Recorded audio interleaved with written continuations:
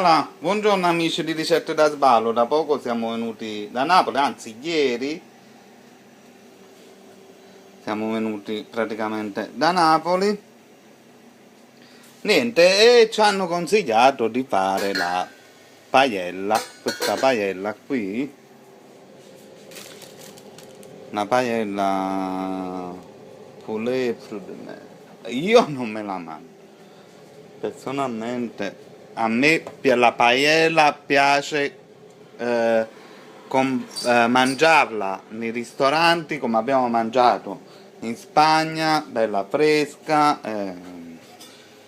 tutto proprio un'altra dimensione. Quindi sto facendo un po' di spinaci e oggi logicamente stanno queste persone che hanno consigliato la paella e quindi praticamente cucineremo la paella. Allora, per la cottura di questa paella dice che deve stare 15 minuti così, senza toccare niente, e gli altri 10 minuti restanti invece poi bisogna praticamente girare sempre.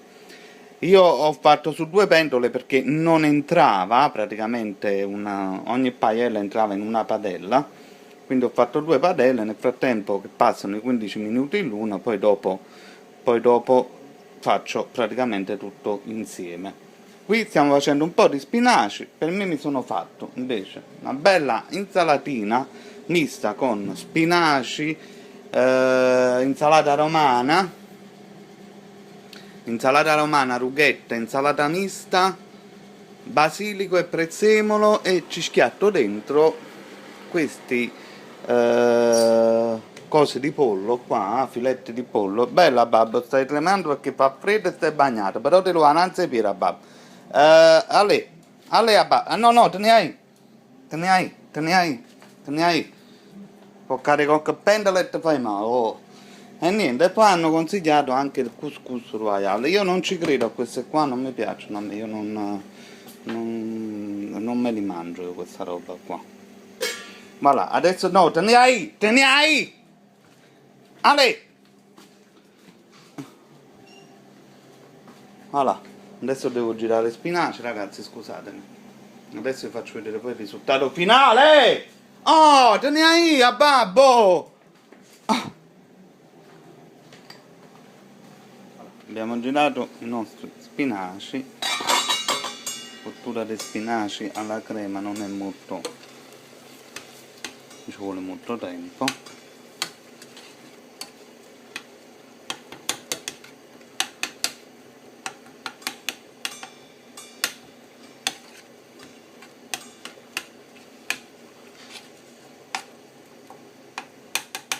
Voilà. La cottura di questi spinaci va fatta molto bassa, il fuoco deve essere molto basso perché altrimenti gli spinaci subito si bruciano, Voilà. Vediamo un po' qua. A me non mi piace, cioè mi piace ma non ce la faccio la mangiare, no, questa roba così no, se ne parla proprio. Allora tagliamo, te ne hai, già stiamo nella come sta dopo? Tutte e 4 mostrate venire, Ale te ne hai, ve ne dai. Oh, ci schiattiamo un po' con il limone cardino. I cose sono pronti qua, o no? Anche te. Basta! Oh mamma, si scorda una papà rivoluzione! Oh! Voilà, adesso passeremo la nostra paella. Siccome io ho una pentola proprio per fare la paella, sarebbe questa, enorme, però il problema è il coperchio sopra. Allora quindi ho voluto fare questa cottura di 15 minuti, come dice, con coperchio sopra, e poi l'altra rimanente deve essere sempre praticamente mischiata, quindi passeremo il contenuto delle 2 pentole nella pentola proprio destinata alla paella. Ok? Mangio fatto me, è pro a tutta l'ora. Scusate, cerco di chiarire bene l'immagine. Voilà, allora ho passato tutto nella pentola grande e quindi come dice dovrebbe essere cotto per altri 10 minuti. Logicamente quando vedete adesso che fa bla bla bla bla bla bla bla. Quindi non so, comunque altri 10 minuti. Adesso mettiamo dentro. Guarda, comincia a fare bla bla bla bla bla.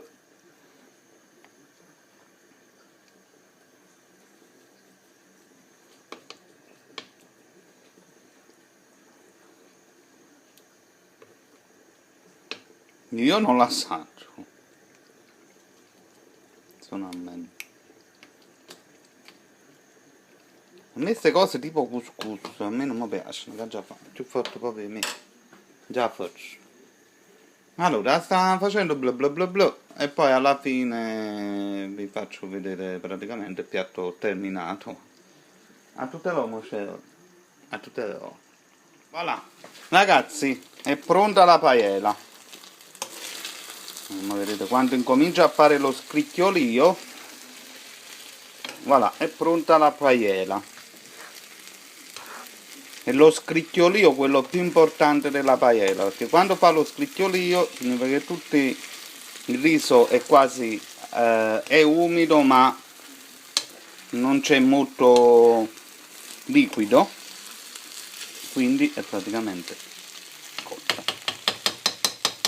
Voilà, dall'odore sembra buono, assaggiamo un po'.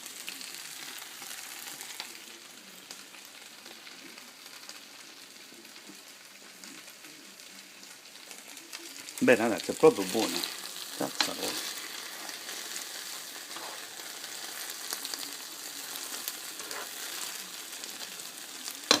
È buono.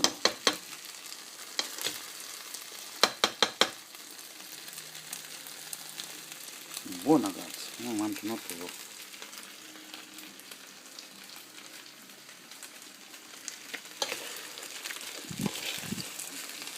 È proprio ottima, non buona.